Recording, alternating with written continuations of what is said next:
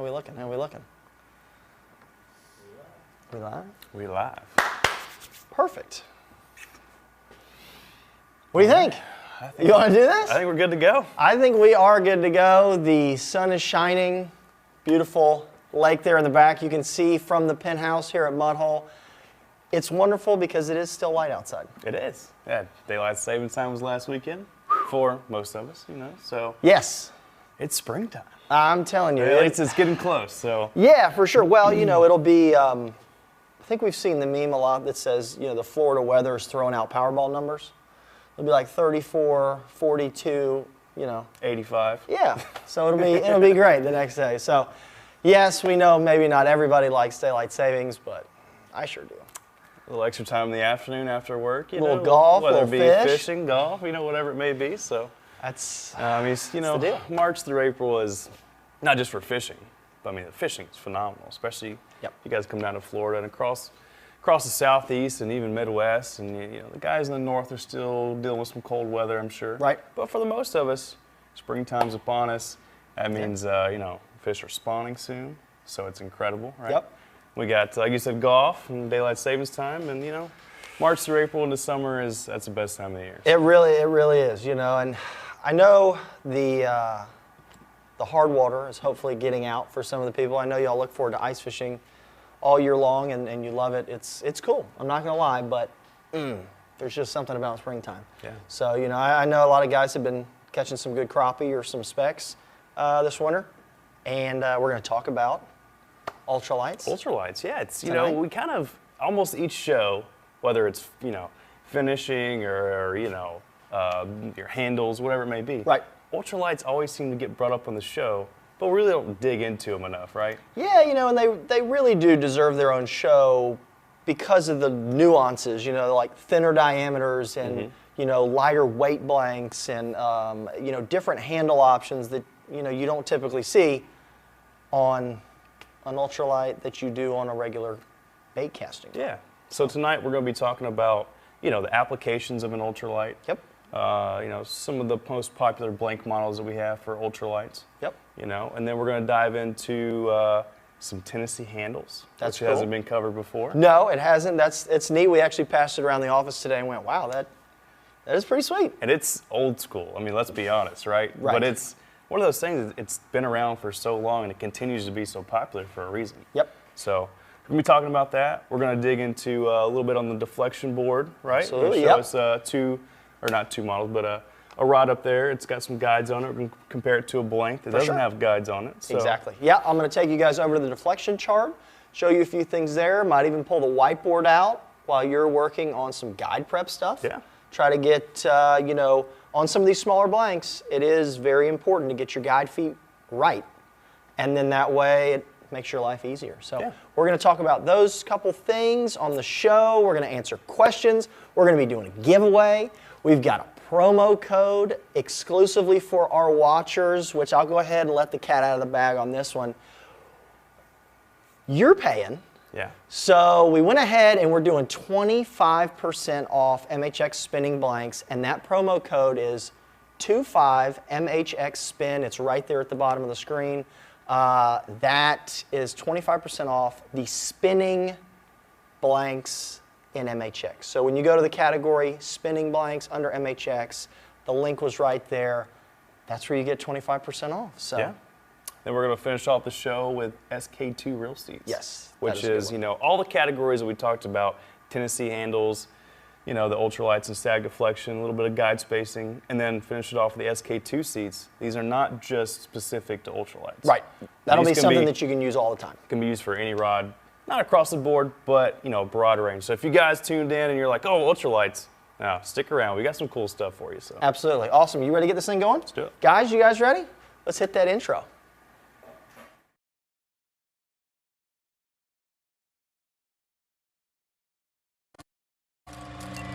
There is nothing wrong with your television set. Do not attempt to adjust the picture. We are controlling transmission.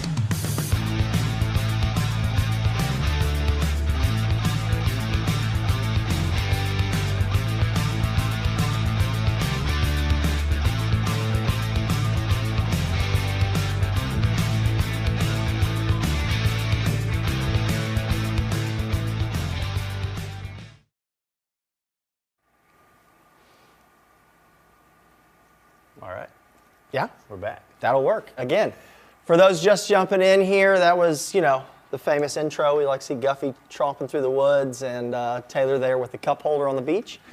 So, again, Hunter and I are in the penthouse. We're going to bring you guys ultralights. It's something that we always talk about here and there on shows, but we never really dive into it. So, I think we'll get this thing started with a Tennessee handle. What do you think about that? Let's do it. Okay, so the Tennessee grip, give us a little, being the Tennessean that you are, the volunteer state in the house here, tell us a little bit about what we're looking at and how we're going to set it up and some of the nuances. Yeah, so the essential, you know, with a Tennessee handle, it's very simple. You have your grip, which is full length. Okay. And the cool thing about this is, and what Chris is going to show you in a minute, it's a full length grip, right? It's going to be anywhere from 10, 11 inches long. Some I've seen up to 20 inches long. Right? Mm-hmm. It's going to come full length, and with a core grip specifically, we're actually going to cut this grip in half, right? Okay. Because we're going to add some spin rings to it, which is going to allow you to attach the reel to the grip. Mm-hmm. And what this is really made for is, you know, colder conditions, mainly. That's how it came about. Okay. It basically takes all the metal accessories or components that were typically in a handle, takes them away. Okay. Because the last thing you want to be doing when you're out fishing in the cold is to hold on to something metal, right? I mean, that just amplifies your fingers get cold, and the rest of your body gets cold. It's the last thing you want. So we just really dumb it down. We make it simple. You got your grip, your spin rings, or, you know, I've also seen guys use electrical tape or even like a strapping tape to affix the reel to the grip without the spin rings. Okay. Shrink tube over top of that, and you're good to go. Perfect. So really what it is, it's just a simple, and these are really popular in ice fishing too. Right. I mean, you know, I've seen the shorter really ones, short ones, you know, 5-6 inches long. Right. And that's all you really need, and put your reel on there and you're good to go. Excellent. And like you were saying, with the cork, we have to cut it. Right. Because this has flares on either end, and these are the rings that Hunter was telling us about. So these slip rings actually mount on this grip, and then they slide up and down. So if you want a little bit longer handle, or you want to maybe change the balance point on this rod, you can slide your reel forward, or you can slide it backwards. Right. And that does really give you something very comfortable to hold on to, because you have a little bit larger diameter in the cork. So you're not having to grab a tiny little reel seat.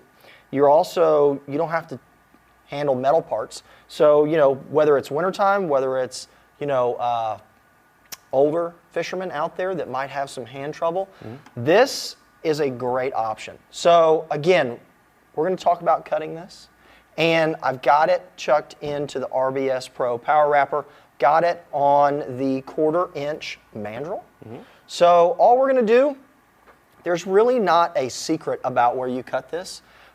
Sometimes I try to look for maybe some figuring on the cork where I can hide a cut line, because, you know, there's times like there's a cut line kind of, or not a cut line, but a little bit of figuring here, or you can pick where maybe one ring looks like it joins another where there's a dark spot, but you know, it's not a huge, you know, choice. I mean, you can just cut it. Sometimes I will take and put a mark on the grip, right?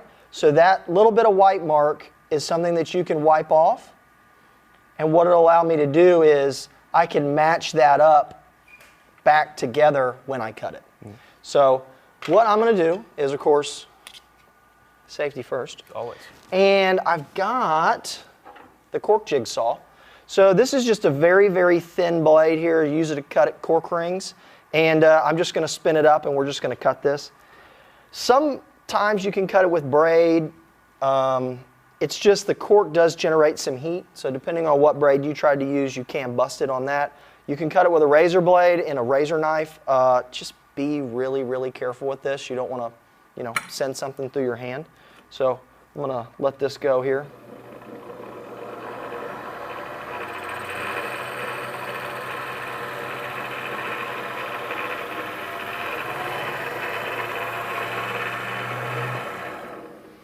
So also, it's it is really, really nice to use something that has a very thin diameter, because what we're going to do is we need to make sure that that line technically disappears. Right. So we've got it cut. We'll take it out here. And you can also shorten this grip too if you wanted to, right? If you Absolutely. cut a section out. Yeah, you can always like, let's see. You want to slide this apart and you want to take a larger chunk out. That's a great point. Because the one I've got here on the table, I actually shortened a little bit. More or less just to show that option. But yeah, I mean, you could take this thing and cut it way down and join it back if you only wanted it that long. But you could take a chunk here or a chunk there, or if you get a, maybe you have turned some cork rings to do this with, and you realize that, oh, I got a big gouge in one of them, you can cut that section out and slide it down. So just cut it with something that is sharp and has a very thin diameter, and it'll keep you from taking a lot of chunks. And of course here you can see in the cork, you can see the 2 China marks I've got there. That will kind of help you match them back up. You can see where they kind of get offset there a little bit, but you can match them back up. And that'll just help if there is some irregularities in the cork or just some figuring in the cork, it will kind of match itself back up. Yeah. That's just an extra little kind of tip, I guess you could say. So now we've got it cut, and we're just going to slide it off. So what I typically do is I choose my blank, and then I ream each one of these pieces individually. I don't try to glue them and then ream it. Yeah. The reason for that is it's always harder to ream longer sections of full-length cork. Actually, full-length anything for that matter, whether it's EVA, whether it's the CFX material, whether it's WIN, any of that stuff. When you're trying to maintain a good, solid, inner diameter throughout a full-length cork or any other material, it's harder the longer it is. So what I typically do is I will fit each one of these pieces to the blank, and then what we do is we use this guy, the Deluxe Handle Clamp. The reason we use that is because it allows us access to the blank, to the handle, and kind of pinch everything together and glue it and set it aside. So through the magic of Martha Stewart cooking television, I've got one here on an S781, and the S781 is featured in the 25% off sale because it is a spinning blank. So the S781, this is the metallic green. This is a really, really cool finish.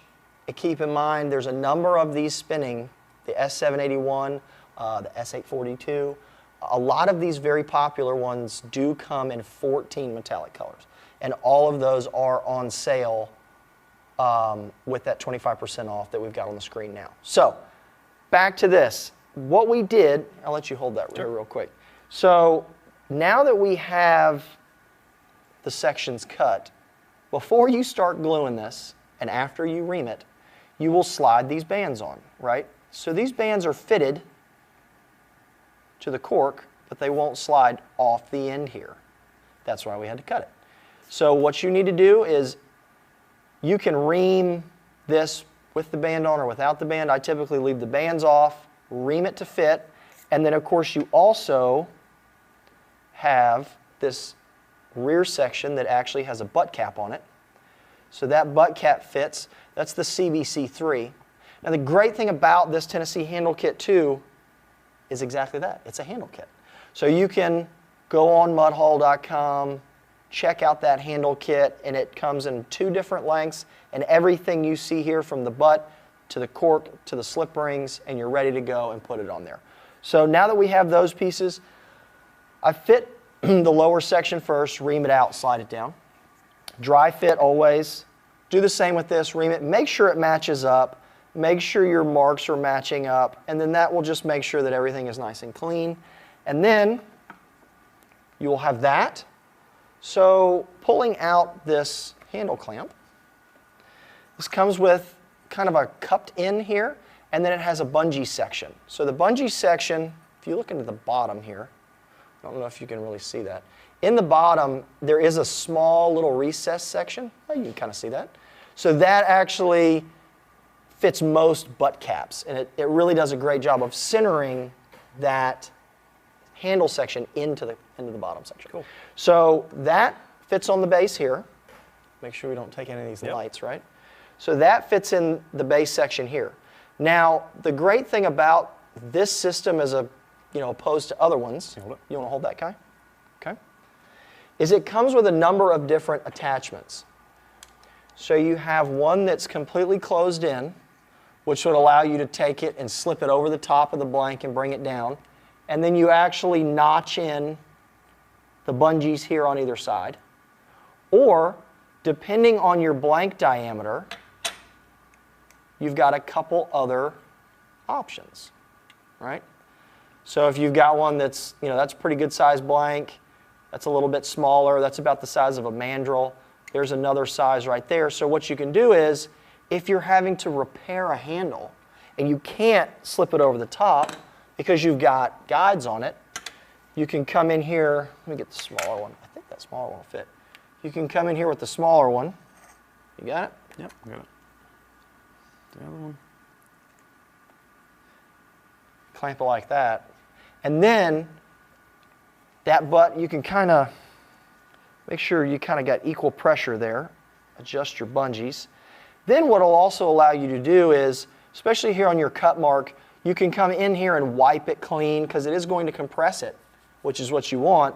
So you're going to kind of wipe it clean, touch it up. You can even get down into the rear here, into that cup section. You can wipe that out depending on how many cut sections you have or where your butt cap's at. And then all you've got to do is set that aside, and it'll stay good and locked in there, and you're ready to rock. Perfect. So, yeah. Awesome.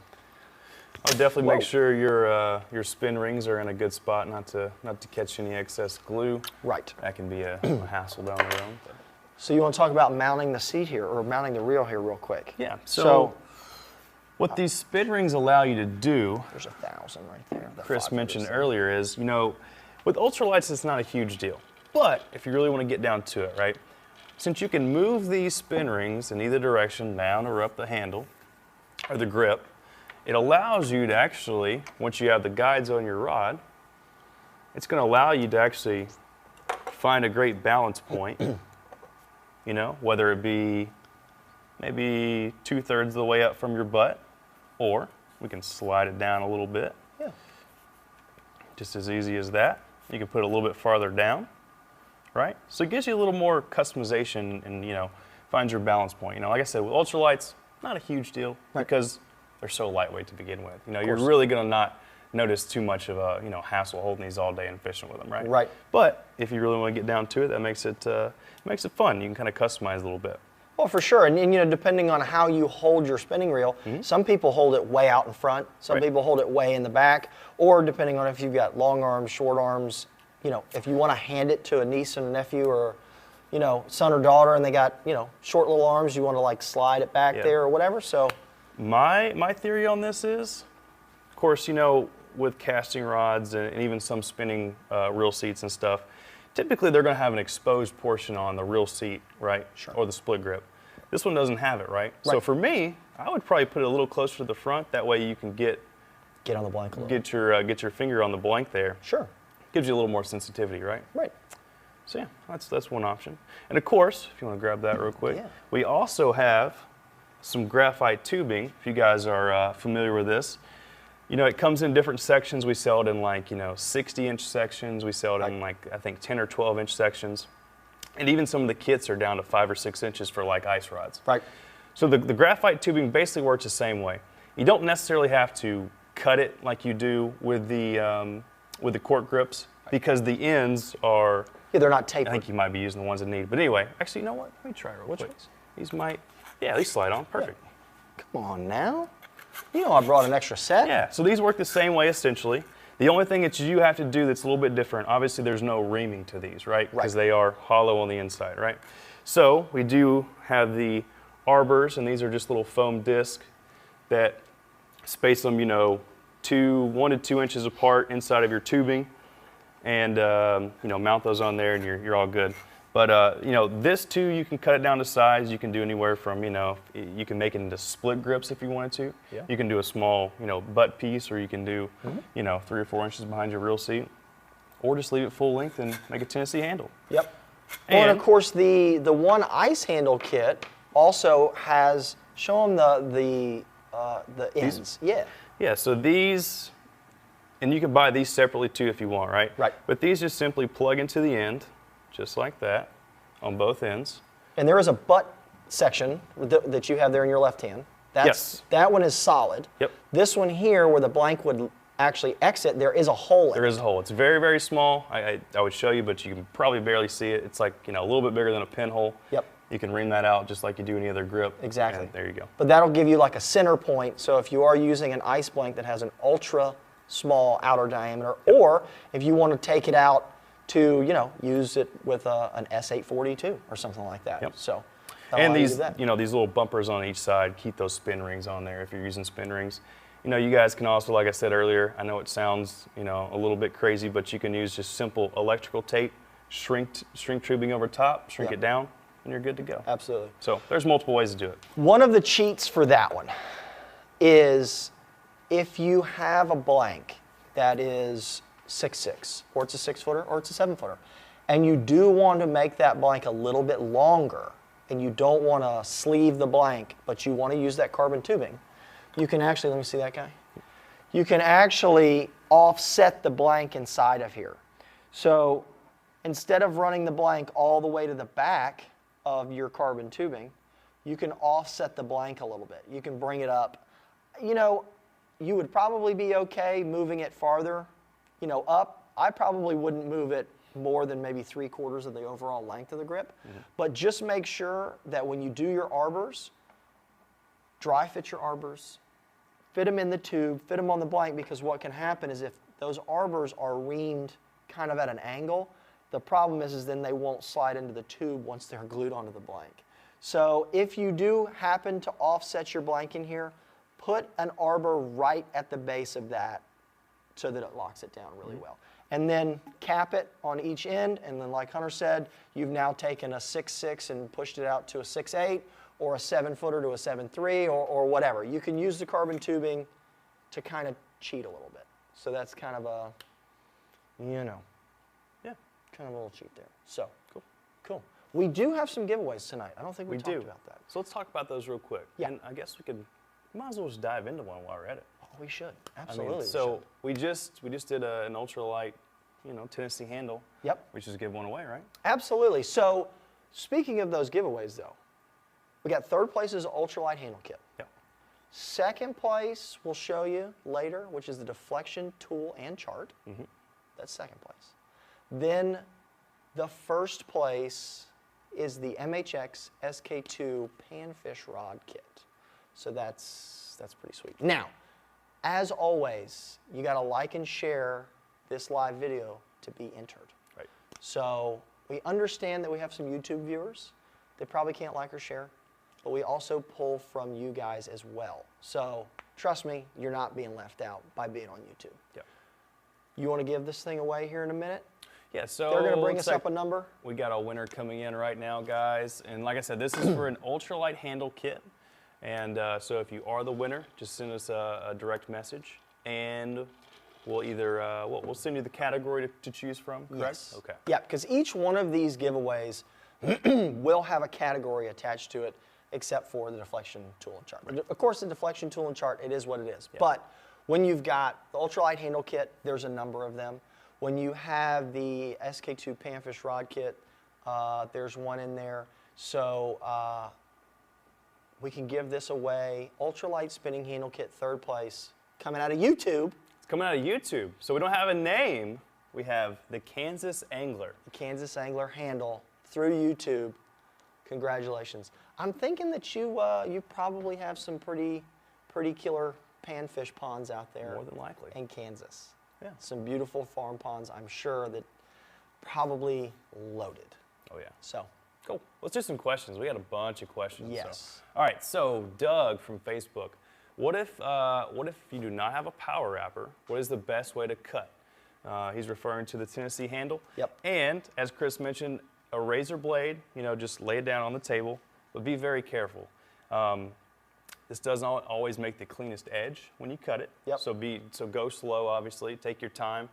Watch your fingers. Be very careful. Yep. Definitely use a sharp, fresh razor blade. That's the best way to do it, just like a sharp knife in your kitchen, right? Right. But that's the best way that I would, you know, like you said, you could use braid. You know, you can chuck it up, or, you know, it doesn't even have to be the RBS Pro. Right, you could chuck it in a drill. You could. Honestly, as long as you can spend some RPMs and, you know, use a rod stand or use, you know, if you don't have a rod stand like this, but maybe you've got a notch in a workbench, technically you could. You could one-hand a drill and come in with a, you know, a really skinny bladed hacksaw, or the blade, like you said, the razor knife. You could do that as well. So, yeah, that's pretty good. Yeah, so William from Facebook, will the Tennessee handle work on EVA foam? William, yes, it will. Here's the only downside. To my knowledge, and correct me if I'm wrong, I do not know if we have a specific EVA grip for a Tennessee handle. I don't believe that we have one, but I do believe that we have the EVA in this same outer diameter. So this outer diameter is really makes or breaks it. Yep. So just like the carbon tubing, that carbon tubing is a 920. I don't have the, can't mic that right now, but I'm sure it's 920 or very close. I'm sure that we've got an EVA grip that is close. If not, you could probably get it close. If you've got, you know, an RBS Pro or you got a lathe, you could make your own out of pretty much any material. You could probably make one out of a really pretty piece of wood. Get you the slip rings. We have multiple sizes of slip rings too. Yes. Is there 2 or 3 sizes? 2 or 3. Yeah, at least 2. There's at least 2 sizes of slip rings. And if you have, you know, like I said, if you have a specific piece of wood, or if you have something you really want to get creative with, you've got some flexibility there. You're not just locked into the Tennessee handle with cork or with the carbon. That was just, you know, we have those in kits. We have the cork one in kits, so we wanted to show you guys. And technically, if you can do the cork and cut it and put it, you can do any of them. That's one of the more difficult ones. So that is that. How about Larry and Dawn from Facebook? Are the slip rings solid when you fight a fish, especially when the handle may be wet? Surprisingly, it is. I wouldn't go flipping reeds with it. You know, I wouldn't put it on an FP 937 and go to Okeechobee, but there is something about the way that those, you know, as the slip rings come together, they actually kind of articulate, I guess is the right word, as they kind of flex up onto the reel seat on the foot. So they actually are pretty solid. You know, they've been using slip rings like that in fly reels for years. Those are actually pretty good too. I mean, you know, granted, we're talking about ultralights here. I wouldn't put one on a flipping stick, but you know. Yeah.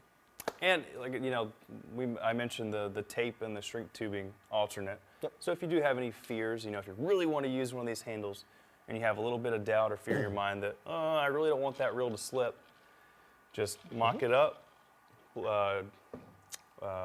Electrical tape on both sides, or you can use a strapping tape, which is even stronger than electrical tape. Right. And then shrink tube both sides, you're good to go. For sure. How about Gord from YouTube? Gord Gray. I'm new to freshwater fishing. I do a lot of ice fishing. Are ultralight rods good for pike, walleye, and lake trout fishing? I mean, the ice fishing, to me, is ultralight all day. They're just shorter. They're just shorter. Way shorter. Now, granted, we do have some ice blanks here that are pretty stout. Yeah. But, and guys are catching big pike, big walleye, lake trout. Giant lake trout on these. So yeah, it is very, very similar. I mean, I've also seen guys using some, you know, they've got it hooked up like this, and that rod is like, I can't even believe it's flexing that way. So it's very, very similar. Gord, you'll be at home. If you're at home on the ice, you'll be at home with any one of these ultralight blanks when the water is not hard. You'll be fine. What else we got? What do we got? We got several questions about guides, and we'll definitely get into those in a few minutes. I guess we could start with a couple just to kind of transition over. Tom from Facebook, are micro guides better for an ultralight than full-size guides? Tom, I'm just going to say yes, they are, for sure. Since you are dealing with typically probably a 5 to 6.5 foot rod, dealing with shorter rods to begin with, the physical weight of these blanks, the small diameters, they're going to be lightweight. You don't want to go putting a size, 25 or 30. You can do ceramic rings. I would probably opt for like LZR guides. You want to use lightweight guides. You don't want to be adding a bunch of weight, especially towards the tip of these rods, because they're very thin. You want to keep as much sensitivity as possible, right? Yeah, so absolutely. Anytime you can get away with going smaller guides, and even, if you want to opt for like the CRB SSR guides, the minimas from Pac Bay. Right. Anytime you can decrease weight, whether it be size of the guide or ring of the guide, you definitely want to do that. Yeah, absolutely. And Hunter, that's a great point, because a lot of the weight in many of these guides are from the ceramic ring. So a lot of the times, as the guides become lighter in weight, you'll notice that ring diameter starts to come down. When you go from, just kind of a standard aluminum oxide ring, and then you start to go towards like the ring that the LZR is, it's very thin. You go to like a Fuji SIC, it's very thin. Then, of course, you get to the Torzite, which is even thinner than that. Those guides then really start to lighten. Now, granted, some of the higher end stuff, then you start getting into titanium, and then, of course, there's some, the new REC, those recoil ice guides. Those are out. They also don't have a ceramic ring, so they're very light. And that's kind of what we've got here. We've got one over there that does have the SSRs, and we recommend that pretty much for all the ultralights. I mean, they've been great, and whether you're running really, really tiny braid, like I think this reel it's got like 5-pound braid on it. It's incredibly thin. Or some of the guys like running 2 or 4-pound mono. Those SSR guides are great for all of that stuff. So I would lean towards that. So what else you got?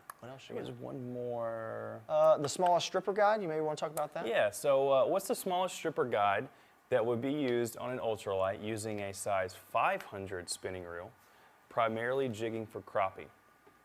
This is going to be a good segue. This is going to be a great segue, and I'll kind of start and let Chris run away with it. So, really, when you get down to it, obviously you don't want to start with like a size 30. It's way overkill. With a 500 spinning reel, is that a 500? This is a 500. This is a 1,000. So just to give you a comparison, if you guys have never seen a 500, you're probably familiar. I'm gonna put these side by side. You're probably familiar with a 1,000 size spinning reel.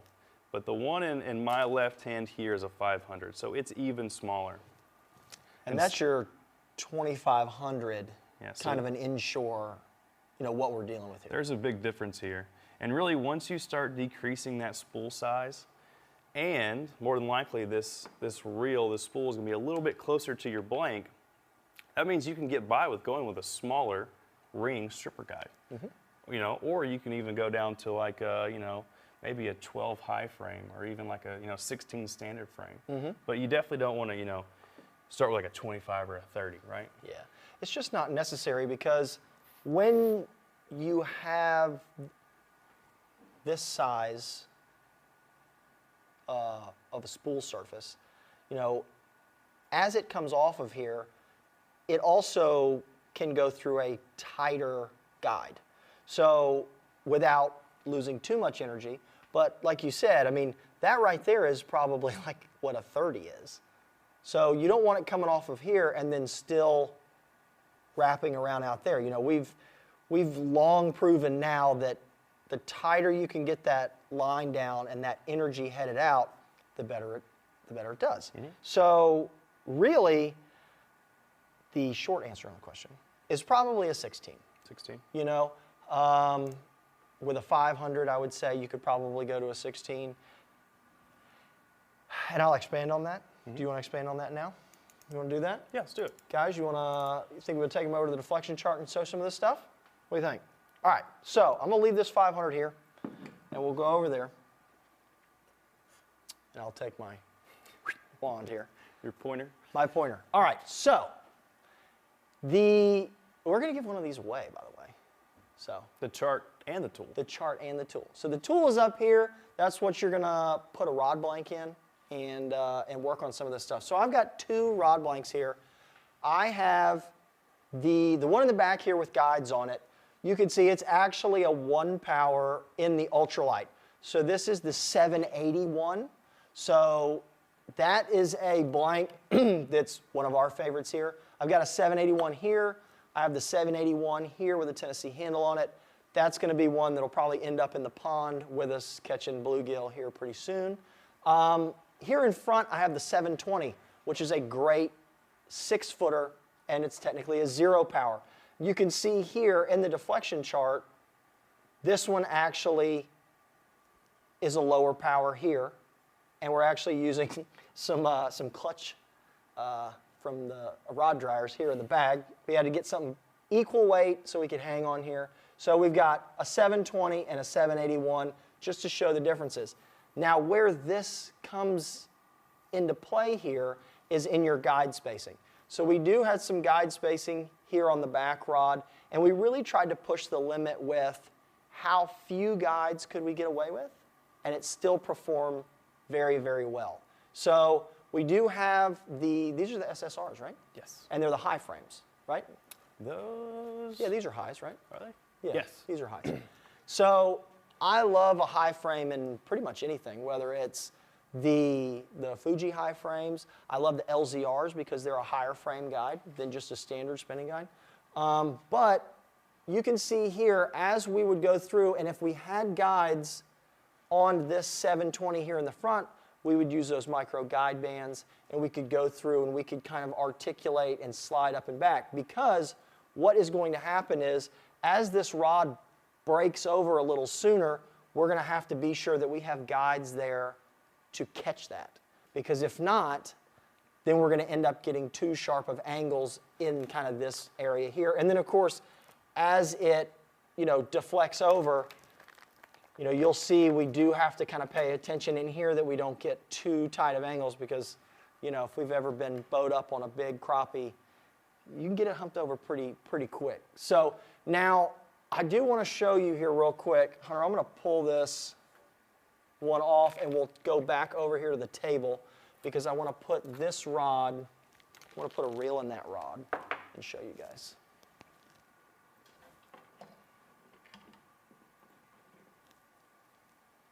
All right. So I've got, as you guys probably saw, I have 2 guides taped on here. As Hunter and I were talking, this is a 16, okay? So I've got a 16 and then I've got a 20.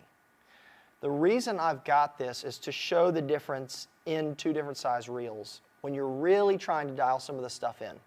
So I'm going to put this 500 in here first, because that's the one we talked about.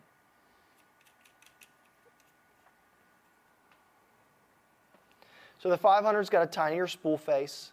It's a little closer right here. And what I will do at times,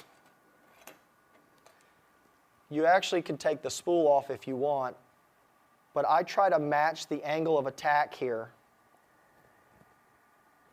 And you can actually see that the angle there is pretty close to running through that 16, okay? At that distance, it's pretty solid for me, right? So you're going to run through that 16 and you'll run out there to that next guide. That kind of angle of attack there, that'll get you pretty much through that 16. So for me, that checks out. That's a 500. 16 is good. Now granted, that is a high frame, and I'm just a high frame kind of guy. Can't beat it. A high frame basically allows you to go with a smaller ring, but you achieve the same Exactly. the same height as a guide that was maybe one size up or higher. Absolutely, and that's a great point, because when you look at some of the regular spinning guides that maybe is just a standard frame, the size 20 is going to be lower to the blank, and you would actually have to go to a 25 to gain a little bit extra height. So here, let me show you with this. There's the 1000. You're a little bit further away from the blank. Can't quite get up as high as I want to get.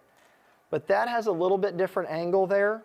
And probably I could push that 20 out a hair, but that's still pretty good. So that's about how we need to go there. And we're kind of touching there, right in that 20. So that's about how I measure it out. Now granted, if I was to do this, I would lay this down on the table, take the spool off, and you could really get a very accurate measurement, but then you guys wouldn't be able to see. So that's the tough thing. You want to show us the difference between... Yeah, so if I get a zoom, I think it may be right here. Nick, if you can get that. Oh yeah, put it right there on the top of that. I'm gonna try to keep my fingers out. If you guys are curious, if you have not used high frame guides before, I'm gonna show you side by side. Is that good at all there? We'll get a zoom in on that. Yeah. So I believe this is a 16. So what I've got on this side is a high frame. A piece of tape? Yeah, let's just tape them down. Get my finger out of the way there. Come on, man. Get that one first. So essentially we got a 16 high frame compared to a 16 standard frame. And these are SSR guides from CRB. And you can see the height difference there. So like we said, what this allows you to do is you can take a smaller ring guide, especially with these 500, 1,000, even like a 2,000 or 2,500 size reel. Yep. You can go down to a size 20 or a size 16 high frame. Mm-hmm. You're getting a smaller ring, but you're getting the similar height as a 20, 25, or 30. Absolutely. So you're going down in ring size faster or quicker, and you're taming that line faster. And, you know, it just makes sense. And this goes for, you know, SSR guides. You know, Fuji became quite popular when, you know, they come out with the KLH series, which is the H is for high, right? Yep. And of course they have their GPS software, the guide placement software, and you can punch in all the numbers, your reel angle and all that good stuff, and they'll punch out sizes and, you know, guide placement and distance for you. Right. Which is awesome. That's, you know, that's super high tech and, you know, It very is, precise. Because they ask you to measure, you know, the distance from the center. So if you have a center axis, they measure from this distance, they measure from this distance, and then they measure here. So they're really giving you from there, and then they let you choose what type of guide you want to put on there. Yeah. Whether you want a KW, whether you want a regular KL, any of that stuff, MN, any of that stuff. So that's a great point too. But we also have, you know, if you guys aren't just quite sure what to use as far as, you know, sizing goes, number of guides go, etc., check out our kits, our guide kits, right? Our SSR guide kits. We have them in the standard height frame. Yep. We have them in the high frame spinning guides. Of course, we got them in casting and, you know, all the sizes and frames that you need. I'm telling you, if you're unsure on what guides to choose, we have really worked hard. I mean, everybody in this building has worked hard to bring you guys really good kits. Yep. And granted, I understand, little heart to heart right here. I understand that there are some extra steps that you need to take to really, really hone in guide spacing, okay? Trust me when I tell you that we have done tons of work, tons and tons of work to get you headed down the right road. Okay. So like, yes, I understand that, you know, oh, well, I'm using the guide spacing, but the line's touching the blank a little on the casting rod. Remember, these kits and that spacing is merely a roadmap to get you headed in the right direction. Okay. You really should do a static deflection or even a very rough static deflection. I mean, stick the rod in the couch and pull it over and have a look at it. You know, have one of your children hold the rod or your significant other, something like that. Mount them on there with some guide bands, some guide tubing, stuff like that, close to what the spacing is, and then dial it in very specific from there, because it is difficult when you look at an LZR or a elite guide set and they have spacing on it. But remember, we have to cater to somebody fishing light, medium light, heavy, medium heavy, all of that. So that's going to change. So just remember, use it as a roadmap and it'll be great. Yeah. And that goes for, we've got CRB guide sets, whether it be SSRs, the standard Performance Elite, we got those. LZR kits. And of course, we have Fuji guide kits. We got American Tackle kits, microwave kits. You know, I mean, that I'm telling you. makes it easy for you guys. Absolutely. And then from there, you are well on your way to dialing it in perfectly. Just got to do a little extra work. But if you don't want to, it'll still fish really well. Trust me. Cool. While we're talking about guides still, Yes. let me breeze through this one with some questions, and we'll do a giveaway too. Oh, you're just going to breeze right through it? Yeah. Just breeze right through These it. are just a couple quick tips on guides. You know, we had some questions about wrapping guides on small diameter blanks. Yes. So this is a tip for you guys, and this isn't for just ultralights. This is all around. I'm gonna show you guys a larger guide. This is a size 25. Okay. For comparison, of course. And then I'm gonna kind of switch over and go back to the ultralight, kind of like some micro guides close to some size 5s, right? Yeah. So if we can try to get a close up on this real quick. And this is probably, everybody always asks, how do you wrap on a small blank? How do you get it prepping the feet is probably more important than trying to figure out how to get everything steady together, right? Yeah. So this is going to be, we're going to incorporate the whiteboard too. I'm hoping. Yep. Perfect. Thank you, Nick. If you guys can see, at the edge of that foot, there's a little bit of an angle, right? But it's a little bit blunt on that far edge. Now this is a size 25 guide, so it's pretty big in comparison, right? You get to start working with some 5s, 4s, 6s. If they have a blunt edge on them, even if it's a little bit at all, it's going to be tough to wrap that guide right. Yeah, especially because if you're trying to jump up with size A or even B, which in my opinion, I would be using on an ultralight. Yep. You know, I wouldn't be using size D or something like that. I would be using a finer thread. So what you want to do is you can come in with a file, and whether, you know, pick it up your local hardware store. We've got some on our website too. Yep. We're actually going to be coming out with one a little bit improved here in the near future. I like to hear that. Maybe something similar to that one? Yeah, pretty similar, I'd say. You want to go in with a file and simply, you know, just kind of work on the edge of that guide foot.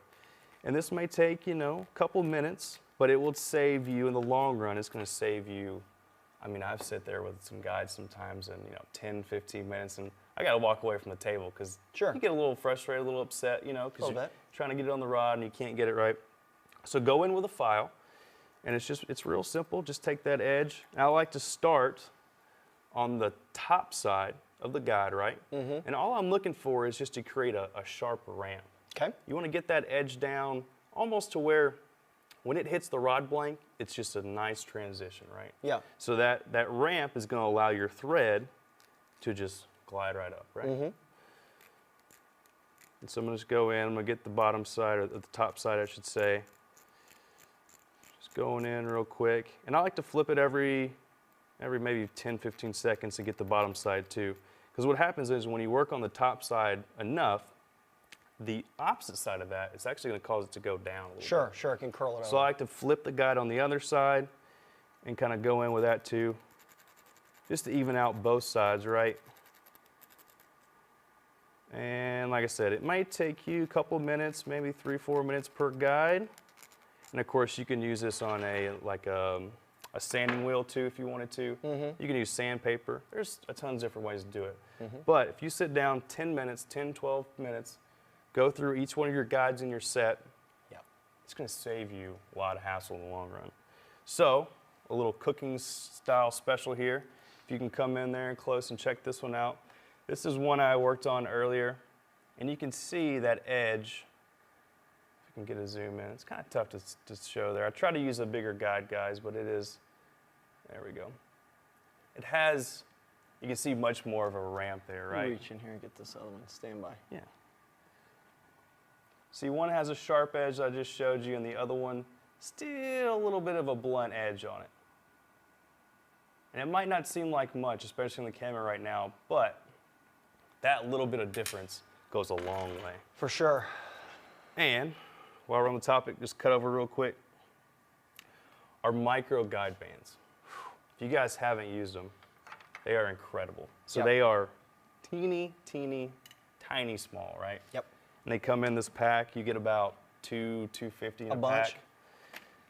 They come on these little bands, and what these are, what this allows you to do, it's the same as our guide tubing. Essentially the same principle. Yep. You pick a couple off, slide them down the blank, and all you do is slide your guide foot underneath the band, like so. If I can squeeze it under there real quick, and boom, I still can't get it. Just like that. That's snug. And yeah. And of course this works for, you know, 8s, 7s, 6s, 5s, all the way down to, you know, the micro guys. I'm always impressed at how much they'll stretch and, you know, really help you with any guide that you got. You know, and a cool honestly. trick is, you know, don't use just one. You can use one down here towards the very edge of the foot, and you can use one, you know, in the middle, or even one towards the back too. Put one behind it. And one behind it too. So that it doesn't back away from the thread on you. Exactly. Yep. Great point there. That is awesome. So there's a couple quick little tips on guides. Yep. And, you know, especially this goes for ultralights, it goes for fly rods. Yeah. I mean, you know, ice rods. Yep. All those little quick tips right there could help you wrap a guide. Absolutely. Now, and if you guys have one of these, this is the deal. This is probably, what, the best $50 I've ever spent in rod building. Dremel tool on the guide foot. You can really knock one out. Yeah. So that'll really help. Use, you know, just a kind of a cut-off disc there. They also have a few grinding options, but that, use some eye protection, put it on there, and you'll really be able to knock that out quickly. So, cool. All right, now I know I said I probably wasn't going to show it because I'm probably going to get laughed at, but you guys like to make fun of me anyway. So I'm going to show you anyway, because people ask about wrapping out near the tip, right? So we've shown a couple different options. We've shown the famous Buzz Butters. We have shown his tubing on how to wrap an ice blank. Now, I was in the penthouse, and I don't know if it's the high altitude in here or I was putting a lot of finish on and, you know, was maybe had a little too much finish. Yeah. So I was thinking on how to wrap these really little fly blanks. So I had a CRB syringe. I put it in my hand wrapper, like so. And then I put the blank in the syringe. And again, this, you know, this might not be life-changing to some of y'all, but I was in here and I thought it actually did a pretty good job to kind of brace up and get one started. Whoop. This is why I said I wasn't going to do it live. Yeah, they get the idea though. Yeah. And I guarantee you. And it's actually pretty good. I mean, the blank is all the way out here. Yeah. It So works. it's pretty good. You know, and you can see I'm under tension. So there's quite a bit of tension. There may be a few people laughing right now, but I guarantee you if it comes down to it, they When you're in a pinch. They might pull a syringe When you're off in a their pinch. desk. That's it. Just clean it off. Let's go. Whatever. I'm sure I'll get, you know, we'll get laughed at. It's all good. It's all good. You ready to give some away? I'm still in the giving mood. So we talked about the deflection chart and the tool. Absolutely. So we're just going to give one away. Cool. Who's getting that? So second place prize, the deflection tool and the chart. Coming right out of Facebook. Sarah Jenkins from Facebook. Sarah Jenkins. Congratulations. How'd you get the easy one? Yeah, you know. What's on your credit card? So It doesn't matter, right? I guess you get to pick the winner if you're paying for it. So CRB deflection tool and chart going to Sarah Jenkins right out of Facebook. Awesome. Cool. I think we need to answer some questions. Let's do the question. We got a bunch here. All right, so let's see. I'll take this one. I like this one. Patrick, would you consider adding a small weight to the butt of the rod to offset the guides or to make it a little whippier? So typically if I'm going to add weight to the butt of the rod, it's to balance the rod out a little bit more. Yeah. And this typically goes for not ultralights. It goes for my heavier flipping sticks, my heavier freshwater rods. You know, sometimes, you know, you might throw in like a light saltwater rod or something Something like you that. want to fish like this. Something's going to Kind have... of tip up, right? Right. And it's going to be one of those things, too, on especially longer rods. Yeah. Because, you know, like I mentioned, flipping sticks. The majority of my flipping sticks have micro guides, right? Because I'm not casting them, so you know, I'm not really worried about distance and that kind of stuff. So Right. it's going to have a ton of guides, but they're going to be size 4s or 5s. Typically. So there's not a lot of weight there. Yep. So I add weight in the butt, right? On any other rod, ultralights, even my 7-foot medium heavies, Yeah. I'm typically not adding weight to it. Yeah, it's good. The part about being whippier, I'm not really sure about that.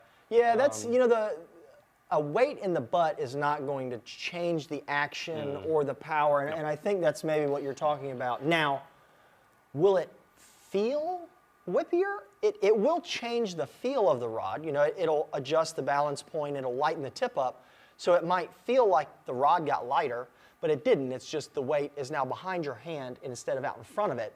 So Yeah, it's going to change the balance of the rod Yep. more so than the action and the power of it. yeah, definitely won't do that. Now, speaking of, you know, we talk about using a bunch of different rods for a bunch of different things, okay?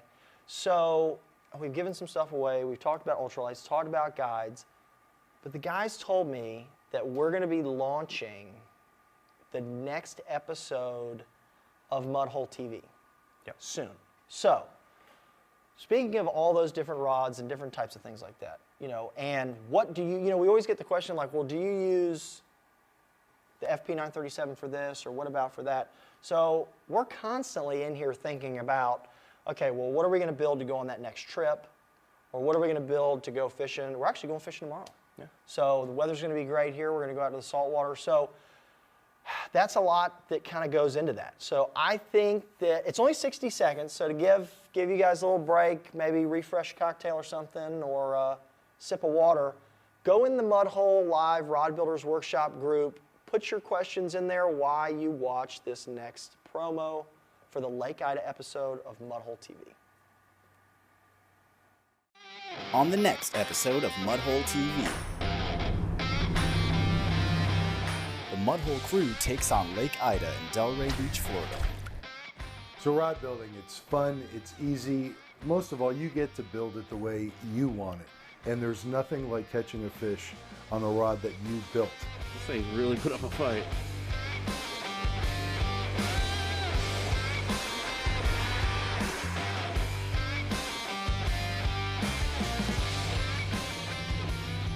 So, you know, again, I mean, between the preparation and the work that goes into it, I think it all starts for us around rod building. Whether we're chasing clown knifefish or largemouth, you know, we knew what equipment we had, we knew how it performs, and it really helped us get the job done.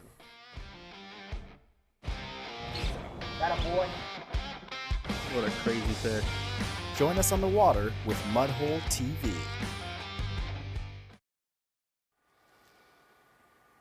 I gotta tell you, I'm about ready to go back. That's pretty cool. That was neat. We shot that down in Lake Ida. Some of those that have been to South Florida knows where that is at. We took the Mudhole Vexus. We took some of the guys down. We caught cichlids. We caught largemouth bass. Then we caught the peacock bass, and we caught the clown knifefish. So did a little on fly. You saw there, I got the long rod out. It's pretty cool. People were looking at me pretty funny with the fly rod and the wrapped bass boat there. But so yeah, that was a really cool, you know, cool experience to catch some of the exotics, and you know, do a little rod building and whatnot. So that's kind of where we go with some of this, and hope you guys liked that. That will be out. That is at the end of the month, I think. Later this month. Okay. So that'll be at the end of this month. So that clown knifefish is pretty wild. I mean, they have the ability to actually swim backwards. So Wow. I was trying to land that fish against the boat, and he just actually backs away from you. And they actually, you can hear them drum. They actually have like a drum to them when you bring them out, like a black drum or a redfish or something. They can actually have like a drum to them. So it's pretty wild. That one fish you saw me land there had me around the dock. He jumped out in the canal. We had to fight him back. So, and that was actually on one of the IS, the Color Series blanks. So we pushed that one. We pushed that one to the test. So that was pretty cool. We even have Douglas Nelson. His son Camden is watching. So Dustin Nelson. Yeah. Dustin. And yes. if that's the Dustin that I'm thinking of, I actually grew up with him and his brother. So that's that's pretty cool. All right. Thanks for tuning in, Dustin. Some more and out of Camden. Some more out of the volunteer state. Yeah, so that's pretty cool. But yeah, that the sneak preview of the Mudhole TV show. Yeah. It's pretty cool. It hasn't. Don't think that promo or that sneak peek has aired yet, so that's it has not. Gotta give it to y'all. So we were gonna put it on YouTube, and then we figured, why don't we just show it for the first time here to the Facebook and the YouTube viewers here. So let's see, Eric Pierce, YouTube. What distance you're allowing from the real spool face? I like to live in that 19 to 20 inch range, and that is from the spool face out to the first guide ring. I'm usually measuring 19 to 20, give or take a little bit, depending on what guide I go with or the angle of the guide, the angle of the reel, I might adjust a little bit, but 19 to 20 is typically where I live. Cool. Craig Hall, can you recommend a good MHX spinning blank for tarpon to pair with a Shimano Saragossa 6000? I'm going to kind of lean on you for this. Yeah. I don't think it's going to be a spinning, not a spinning series blank, but he's going to build it spinning. Yeah, he'll build it spinning. Craig, we can dive into that a little more. What I would do is I would use one of the SW, probably, if 7 feet is okay, I would use an SW70 MH probably. The 70H is, I think, a little too stiff.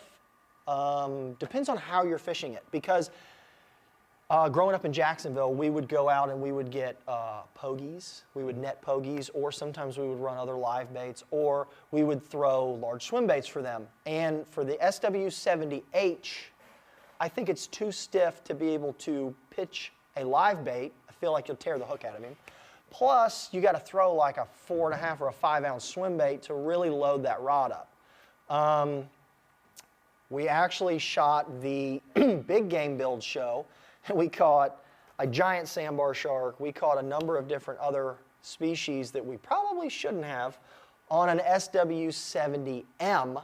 So I think somewhere in between, and that was on a 4500 Daiwa BG. So I know the Daiwa BG is typically a little bigger than that Sargasso, so it's probably close to that 6000, but I would probably look at the MH.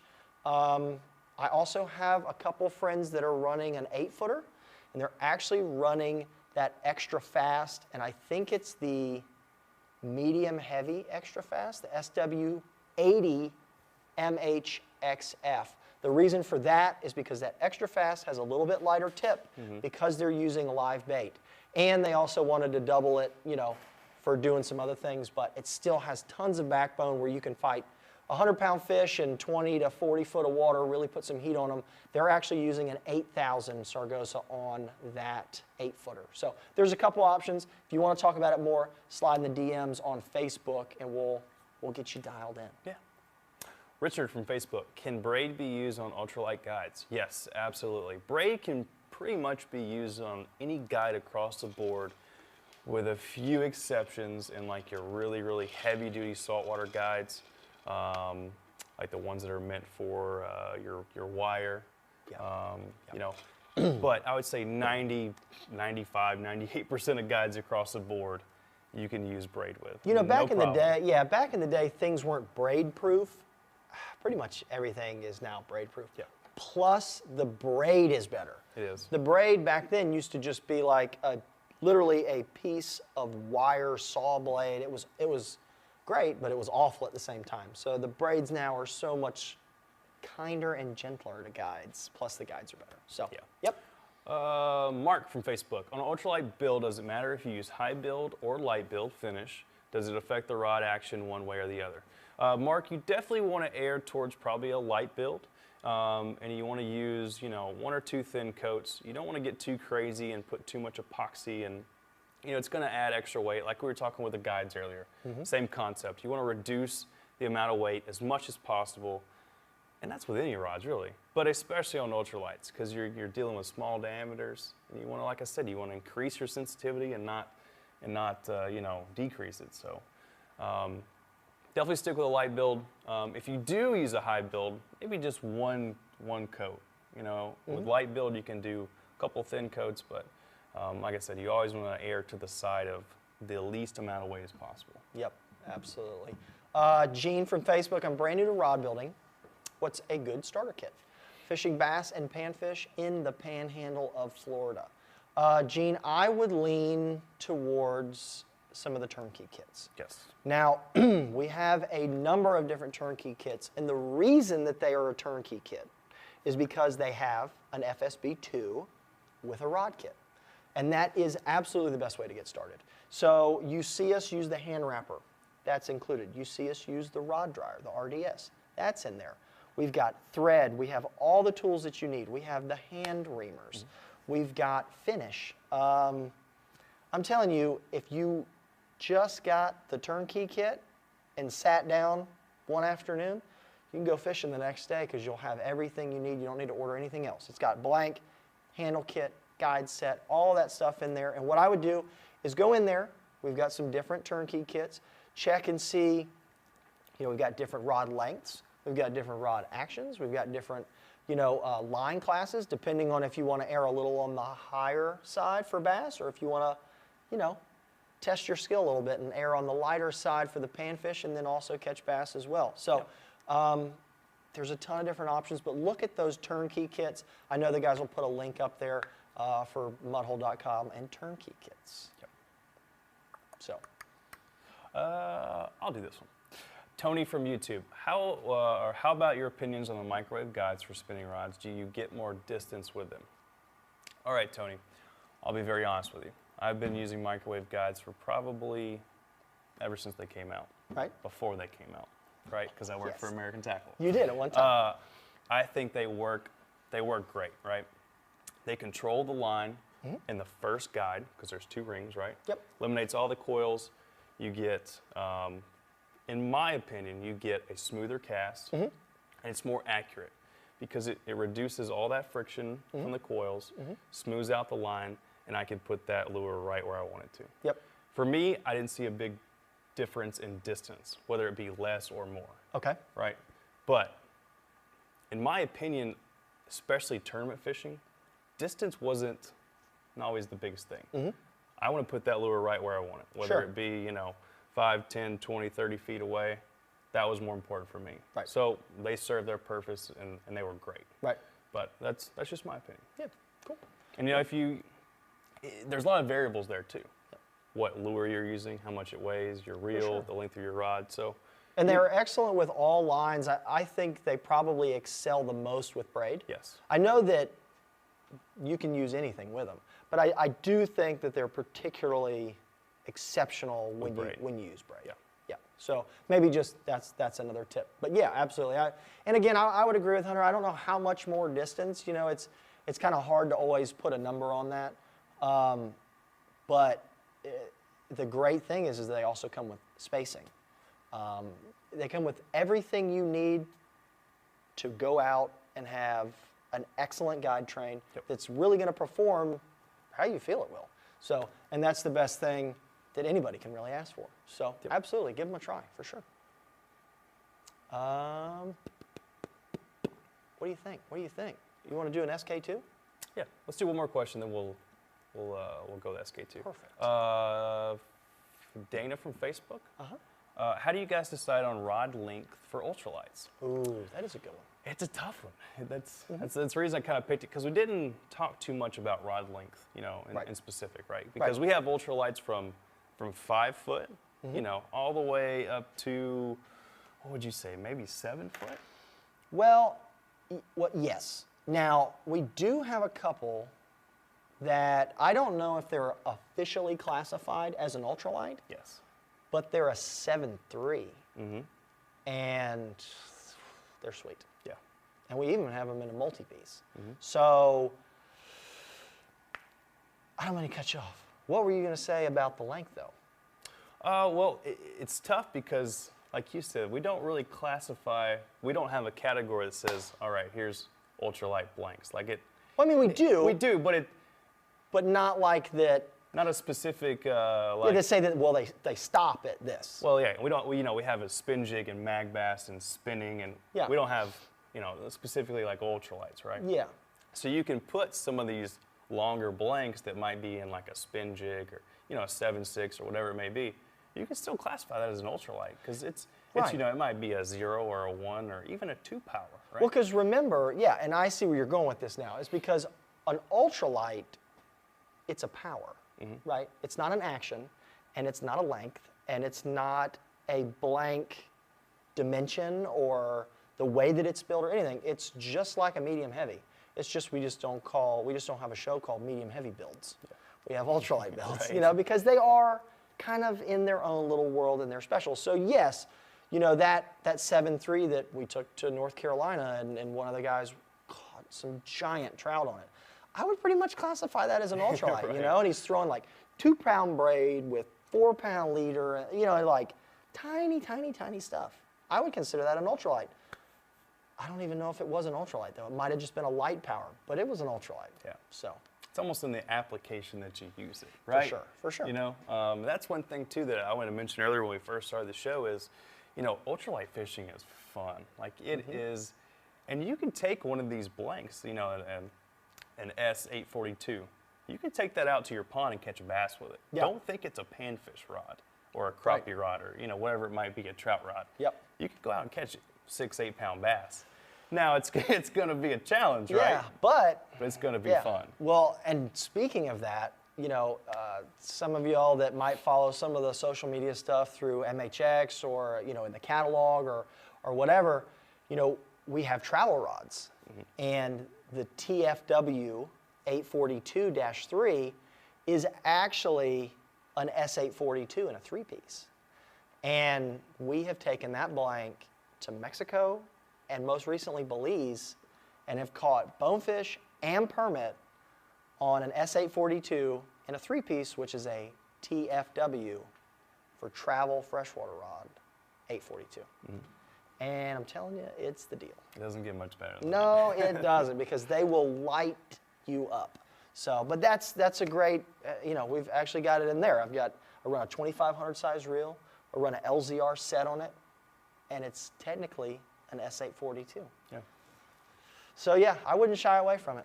So Cool. All Let's right. do some SK2 seats, Let's do but it. also do not forget the promo code we got going right now. Yes. 25% off MHX spinning blanks, and that's the specific category. The models start with S followed by a number, for instance, S842, Yep. right? And some cool metallic colors in there, do not forget that. But 25 MHX spin is the code. That's it. And speaking of one of those cool metallics, Boom. this is an S842-SEA for seafoam, and we are going to show you guys how to properly space and mount an SK2, because having kind of that ultralight skeletonized reel seat, it's really, really cool to have on a lightweight blank like this. Yep. So just to do a little unpackaging, this is the SK SS16 from Fuji. It's the spinning version with just the standard hood. So we get this little package right. We're going to open it up. What's included? Yeah, and this is a great point that you're showing this unboxing, because it really does kind of make this kit. Yes. So what we have here, I'll start with, we've got a threaded barrel, right? That's going to be the portion that our hood, this one, the sliding hood, I guess you could say, right, is going to pop on and spin down, right? We got those two pieces. We also have our fixed hood, right? Yep. And then, which is going to mate up to our cork grip or EVA grip, whatever you like to use. And then we've got two arbors included, which these fit inside. One fits inside your threaded barrel. One fits inside of your fixed hood, just like that. So, And these don't come in packaged with tape arbors, so I don't use these. that's very true. So, skip ahead a little bit. We have cheated a little bit, right? Yeah. So, we have our cork grip, which we've already reamed. And did we show them the completed yet? You can't show them the completed Okay, we'll yet. hold off. Come on now. So we've reamed this out. We're gonna slide it down all the way to the end. Cool. Okay. Now what we have done, cooking show style, is, and this is a pro tip right here. This is big time. Especially for this one. Ahead of time, before you even start dry fitting, etc., we've glued in our arbors. And hopefully you guys can see that. Yeah, you can see it. We've glued our arbors into our fixed hood and our threaded barrel, right in the dead middle, right? Yep. So we're gonna let those, you can do this with 5-minute epoxy if you want to, a little bit of paste epoxy, whatever it is. Do this ahead of time. Get this knocked out way before you go to actually mount and glue up the rest of your SK2 seat. Yes. So what we're gonna do is, clean that up a little bit. So first, and we've reamed these out as well, right? Uh-huh.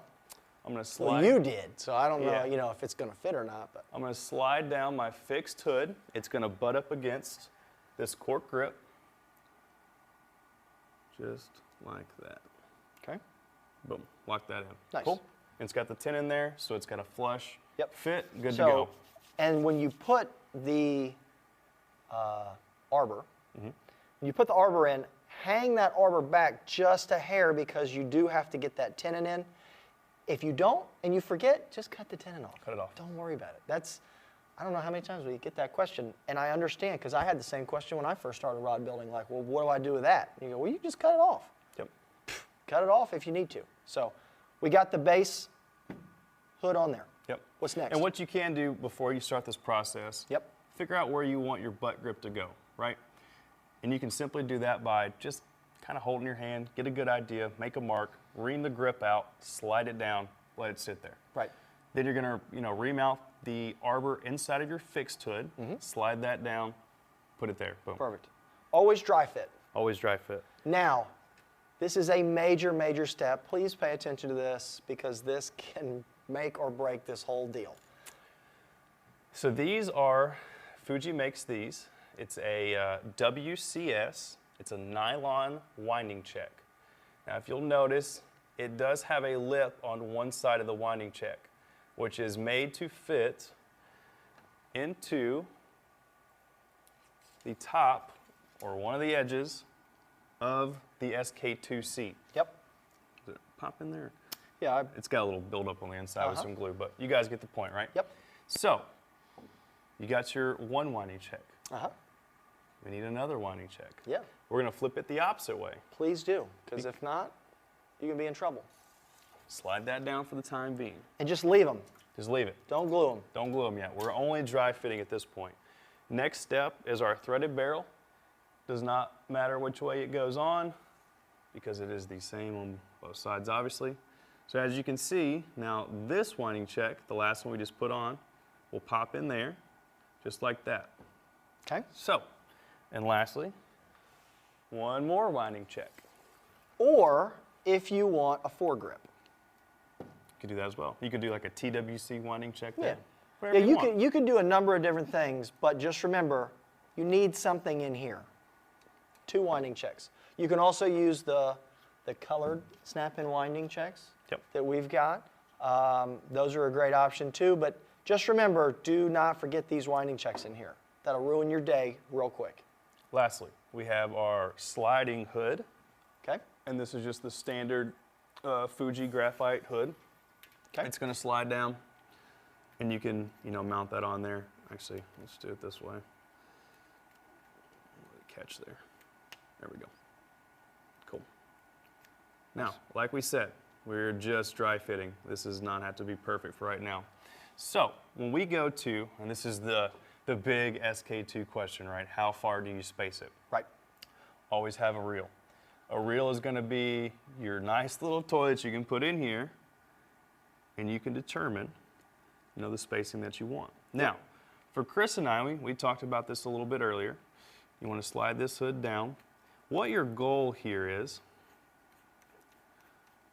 you want to have, let's get it about right, What do you think about right there? Yeah. Your goal is to obviously, it's going to slide a bit on me. Yeah, that's okay. There we go. If any threads are showing, you want them to be on the back side or in between your little split part here. Right. You want to have as few threads on the top side as possible. And that's solely for the reason of comfort.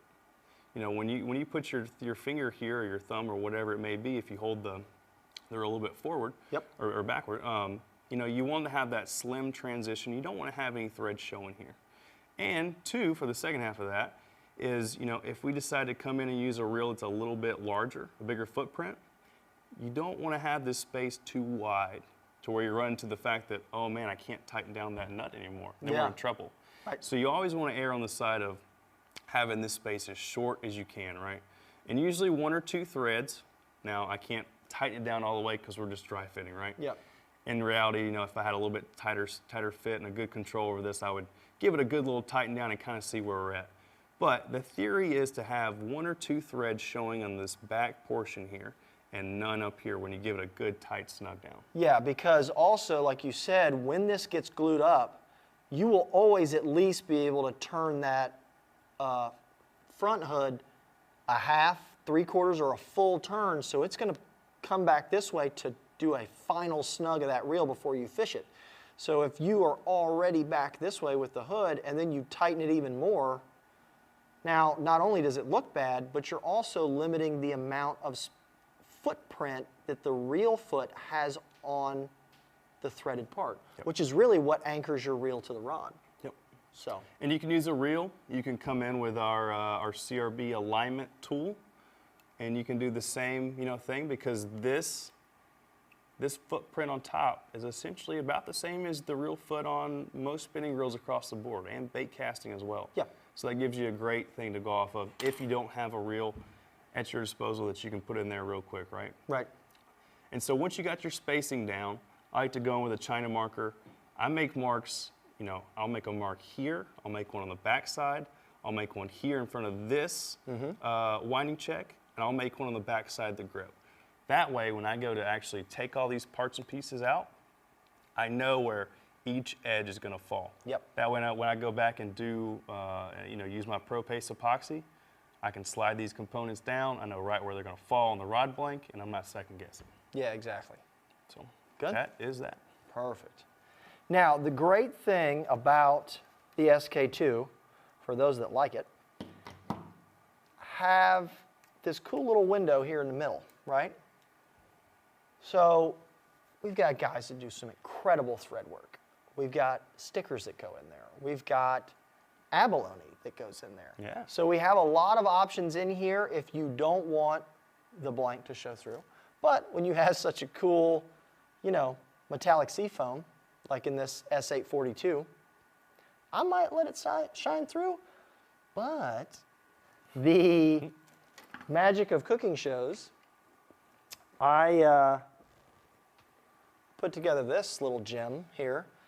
Taylor helped me put this one together. I did the handle, he wrapped the guides. We kind of came to a agreement. We're going to call this one Vice City. And here you can see this is a Daiwa 2500 BG. It is a little bit larger than the Shimano Stratix that I typically run. So if you notice here on the threads, you can see one full thread and a little bit more showing. Now, the good thing about that is I've got it lined up so that I'll kind of turn it here a little bit. Here on the front, like Hunter was saying, here's your locking hood, or where the hood turns down, and then you've got your winding check, and it just rolls right off. So that's really nice and clean there on the front to match up with the thread work, comes out to the hook keeper, the blank. You don't have any, you know, you don't have a bunch of threads hanging out here. You don't have a weird gap here in the front. And then you also get this cool abalone right here in between, you know, the split grip. So that was just something that we decided, said, why not? Let's use some of the abalone. We'll put it in the split there. I think it looks really, really cool. So that's the SK2. It's about as good as it gets. I mean, So long story short, there's no exact measurement for that space, right? I mean, if you really No. get down to it, you could probably figure it out and have Yeah. whatever. But use your best judgment. Always have the threads that show on the back side in between your split area, and Yeah. try to have 0 showing on the front. Right. Yeah, I mean, let's see. I am, here, hold that rod for me. Yep. I'm really happy with that spacing. So if we were going to use that seat, not counting the winding checks, I'm going with 1 1/8. So from where the threads stop to where this fixed hood in the back is, 1 1/8. It's pretty good. I mean, if you know, for most 2500 size reels, I'm pretty comfortable with that. If you don't want to, monkey with it. But again, if you had a different version of the SK, it might be a little bit different because this hood is a different hood than your standard SK hood. Mm-hmm. So that's why that you can't just say, take it to the bank. You can use exactly 1 1/8 for every reel, for every SK, for every. It's just, there's a little bit involved. So, Yep. And this is the S842 in Seafoam. So, got an LZR kit on there. There you go. What's the deal? Bryant from Facebook. How do you know where to put the reel on the rod? So, actually, if you could hand me that back real Here we go. quick. So, this length is going to vary depending on mainly one thing, length of your rod across the board, for me at least. Okay. It can get a little vary depending on certain applications, but for your typical, let's say, 7-foot rod, spinning rod, I usually go from the back of the reel seat to the butt end of the rod is right around probably 9.5-ish, 9 to 9.5. What do you think? Where do you put yours at? Yeah, that's where I typically stay. And that just, most of the spinning rods that I use are a 6'10", a 7-foot, a 7'2".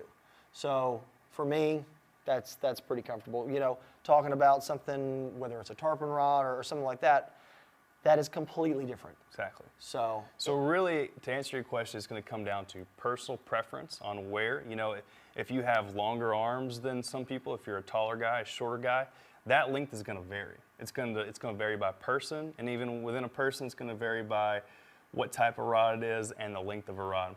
absolutely. The best thing for you to do, and what we recommend to a lot of other people, is take some of your existing rods, measure from, now when we refer to handle length, it's not this length. It's not the entire length from the butt end of your rod to the front of your foregrip. That's not handle length. Handle length is from the back edge of your reel seat to the butt end of that rod. That is handle length. Yep. Because that's a constant. You can't change that. With a split grip area, you're working with different size grips, that area can change. So that's never measure with that. Yeah, or measure and if the you've full, got a foregrip. Foregrip, right. Then you start measuring that. Well, I don't know where that's at. Yeah. So always from the back, and that's with a casting rod as well. A lot of times you use just a regular casting seat, but you might use a full grip or a foregrip. But if you measure from the back of the casting seat where the actual seat and the rear meet, that line, all the way to here, we got you. Yep. But it's going to vary by personal preference. My 9 inches on a 7-foot spinning rod, you might like 10 or you might like 8. It's all about what you're used to, what you're comfortable with. Right. Absolutely. So cool. All right. Scott's got a question there. Is there any real problem applying a second coat of Pro Coat to the guides after the recommended limit of 5 days? Scott, I got to tell you, as long as you clean where you're going to apply finish, you can put finish on there, no problem. Don't worry about that. Just make sure that you use, rubbing alcohol, denatured, something like that. Something that's not too aggressive that it's going to break down the finish, but just your standard rubbing alcohol or your denatured. Clean it very good because you don't want any contaminants in it, whether you've been fishing with it or whether you've gotten cat hair on it, dog hair, your fingers have touched it and you've got oils from your hands. Just clean it, set it up, and apply finish just like you applied it the first time. Be ready to rock. Yep. Matt Pearson from Facebook. Can you use the wind grips with the SK2 reel seat? So we actually have specifically designed MHX wind grips for the SK2 reel seats. Across the board, the standard wind grips are not going to fit your SK2 reel seats. The tenon required to fit that reel seat is very, very small. Yep. It's much smaller in diameter. So the only way you could get by with that is if you cut the tenons off. But I mean, there are some grips that you definitely could use. But like I said, we made the MHX SK2 wind grips specifically for the SK2s, right? Yep. So that's the best option to go with. You can use other grips, but you just might have to alter them a little bit, cut the tenons off if needed. Where the problem that Hunter's talking about lies is at this here. So this outer diameter of this rear grip is small. It's very small. This is even smaller than most foregrips. The problem is then you get a grip that's like this, and it's a really bad transition. So with cork, you can turn it down. EVA, you can turn it down. But it's tough when you got the wind because you can't turn that wind polymer down. So that's going to be tough. So Jeremy from Facebook, what length of spinning blank for trout? Jeremy, I'd probably go with, it's going to kind of depend on where you're fishing to. You know, if you're fishing in a really tight stream, overhanging trees, you want to go shorter. Maybe, we kind of got off track on that because I was going to answer that too. Maybe 6 foot. If you got some space to work with, 6.5, 7 foot. Yeah. Between 6 and 7. I know it's kind of vague, but it just really depends on where you're fishing at.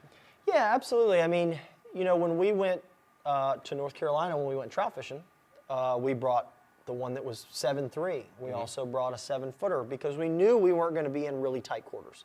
So I would be more concerned with the area that you're fishing more so than what you're fishing for is going to give you the, you know, rod distance that you need. Or rod length that you need, I should say. So that's going to be something where, you know, if you're in a tight creek, you know, it's like one of those small spring creeks, you know, go with a 5.5, a 6-footer, a 6.6. If you're going somewhere where there is plenty of room, you know, take it out to that, 7.3, you know, even 7 foot, 7.3. So, Chris asked a question. Chris Stanton, can you use the SK2 seat up locking? Absolutely, you can. You can take and turn that seat around, no problem. You just have to remember, because of the way that this slides up and down, if your rear grip is butted right up to here and we're flipped, you really got to pay attention to your spacing. Because if your spacing is off, that grip is going to be right there to not let you unscrew that hood any farther, okay? So if that can't get out any farther, you're in a little bit of trouble because you can't get the reel in and out of it. So just pay a little more attention to that. It's kind of one of those things that you want to know which reel you're using for this rod and probably don't change.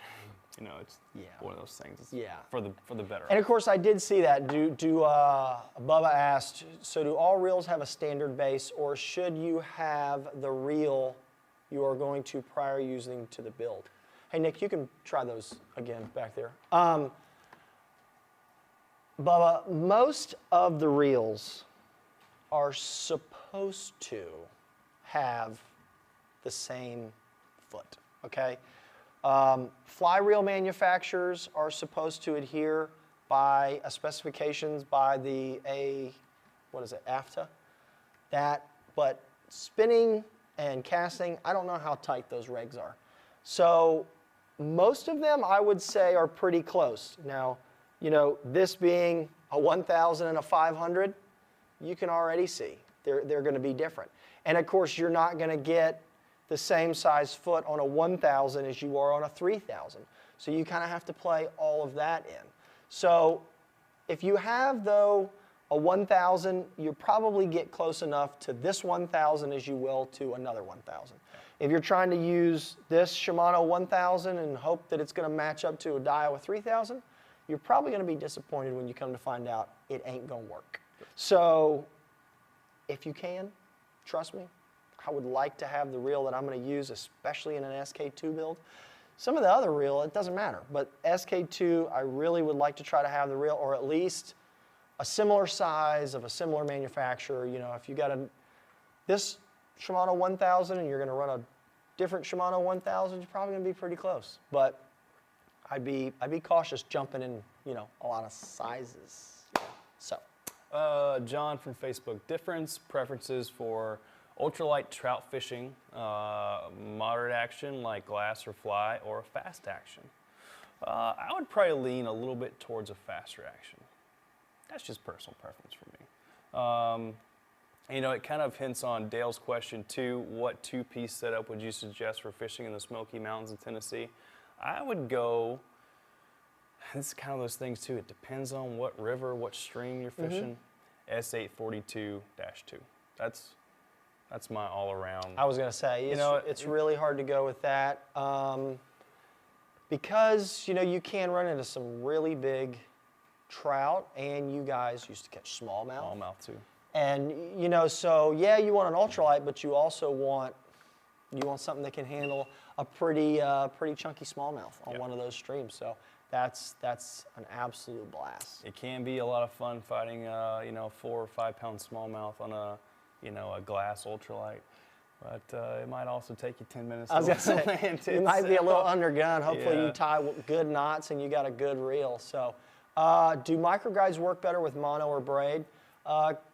You know, Cliff, you can use both. I mean, you can. That's the general question, or general answer. If I was going to use micro guides, and when I talk about micro guides, I'm talking a 4 down. Maybe even a 4.5 if you're a Fuji guy. Yeah. So 4.5 down, size 4 down, you're probably going to want, you know, you're probably going to want that unless the mono that you're using is like 4 pound. Yeah. You know, if you're using like 6 pound, 4 pound mono, you know, those diameters are really, really small. The mono in that smaller diameter doesn't have quite the memory, doesn't have quite the, you know, memory really. It just doesn't have quite the memory. You know, braid really doesn't have hardly any memory, so it flies in and out of those guides really well. So if I had a choice, I'd be using braid. But if you want to use 2, 4, 5 pound mono, that's you know, pretty soft, you're going to be great there. So, yep, cool. You want to do the big first place giveaway so we can get out of here and not keep everybody to all hours of the night? So, grand prize winner. Thank you guys for sticking around and watching the show. Grand prize winner for the MHX. This is the SK2 Panfish rod. Yep. So you get the MHX blank along with the SK2 seat and guides. So I hope you were paying attention. Grand prize winner, Randy Ziemkowski. Yeah, I think I got that one pretty close. I think you nailed it. Randy, you're the grand prize winner. Message us on Facebook. We'll get you a link to the category so you can pick out your MHX rod kit. That's awesome. That is a great, great rod kit. And speaking of MHX, Panfish rods, don't forget the sale. Promo code 25MHXSPIN for 25% off. MHX spinning series blanks right there on the screen. Run over after the show, mudhole.com. Run into that spinning category. We got a bunch of great models, a bunch of cool colors. The metallics are in there. 14 different colors of those. So that is that. Congratulations to the winners. Hunter, you got a little shopping to do. Hope you got plenty of room on that credit card. We had an ultralight handle kit go to the Kansas Angler over there on YouTube. Sarah Jenkins won the deflection tool and chart. Congratulations, Sarah. And then Randy took home he's the big winner. MHX SK2 Panfish rod kit. Is there anything else that I'm missing? We got another show in 2 weeks, though. 2 weeks. It's going to be a good one. Be towards the end of March. Is it? Golly, it is March. No, right? It's crazy. That's it. So, yeah. I'm not sure on the topic of that one just yet. It's going to be all about marbling. Oh. It's going to be all about marbling. It is marbling, isn't it? That's it. We're going to get Hunter and his marble hat on. He's going to be ready to rock. We might even, I don't know, we might go dig out the boss's coffee cup. Maybe put that in some marbling or something. See how long it takes him to notice. But yeah.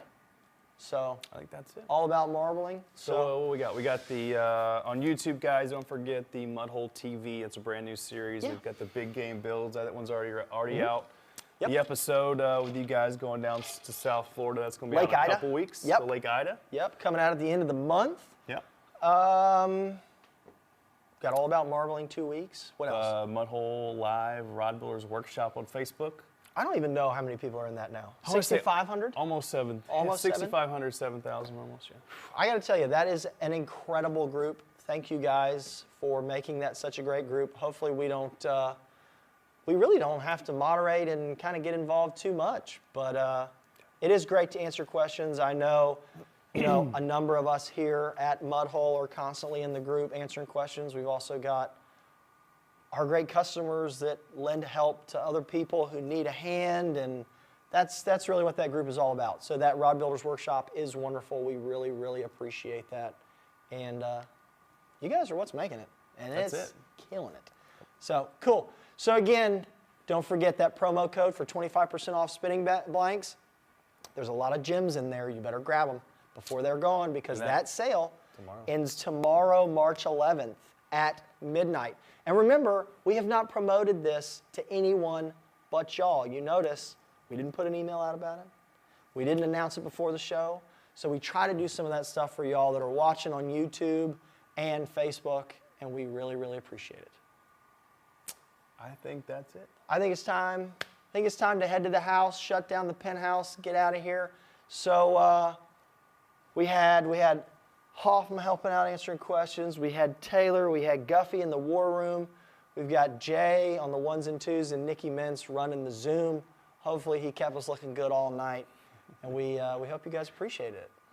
What else? Anything else? I think that's going to wrap it up. I think that's going to do it. So Hunter McCamey, as always, I'm Chris Adams.